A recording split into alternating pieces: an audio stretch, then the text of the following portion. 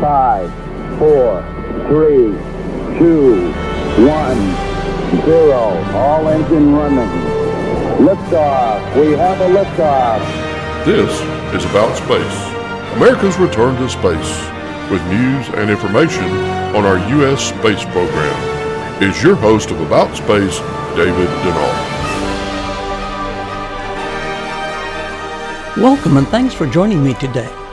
And from all of us here at About Space Today, we hope that your hometown is finally beginning to open its shops and restaurants safely.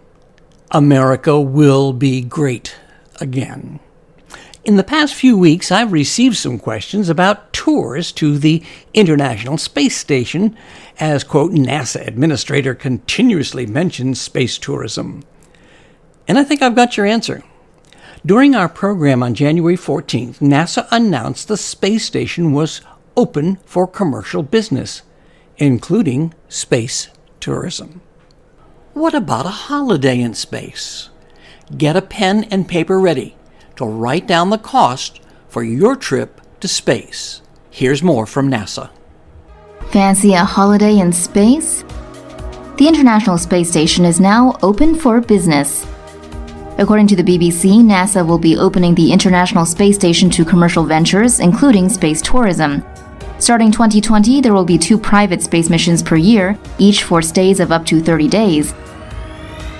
Travelers will be ferried to the ISS by 2 companies hired by NASA, SpaceX using its Crew Dragon capsule, and Boeing with the Starliner it's currently building.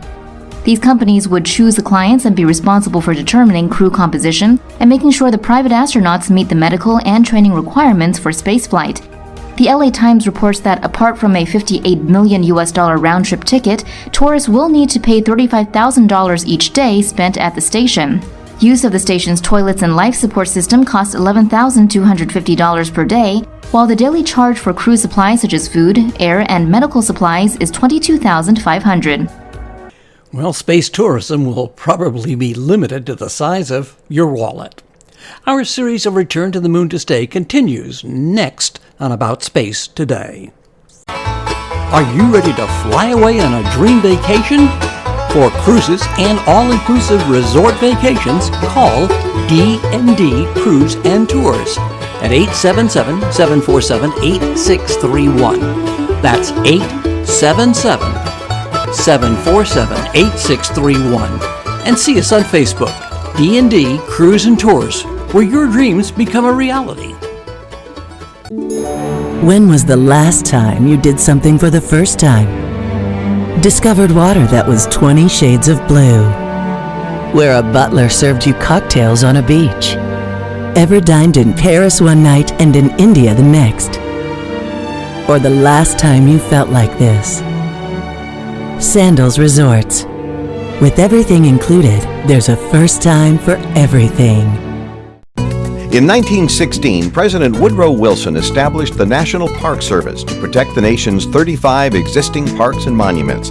Now, the National Park System comprises more than 400 different sites covering 84 million acres across the U.S.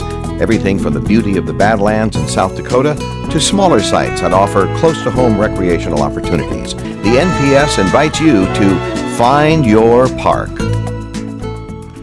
Welcome back. Last week, we talked about the HALO, or the Habitation and Logistics Outpost, which is the size of a small studio apartment, and the PPE, or Solar Powered Propulsion Element, both being launched together in 2023. But as NASA Administrator Jim Bridenstien explains, this is not just an America alone project. The first phase is speed. Those things that we were going to invest in 2025, 2026, 2027, we're going to move them up. We need to get EM1 off the ground in 2020. That's going to be a test of an uncrewed Orion crew capsule with a European service module around the moon. The Gateway is our ability to go to the moon fast, for sure, because of the power and propulsion element of the Gateway. We have more access to more parts of the moon than ever before. The moon is a proving ground. It's the best place for us to live and work on another world so that we can ultimately go to Mars. Know this: the new direction of putting humans on the moon in 2024 is not an America alone effort. We need all of our international partners. Our agency is up for it. NASA Administrator Jim Bridenstien. Well, the space agency is fast-tracking us to a return to the moon to stay. Well, thanks for joining me today, and be sure to follow us on Facebook at aboutspace.today.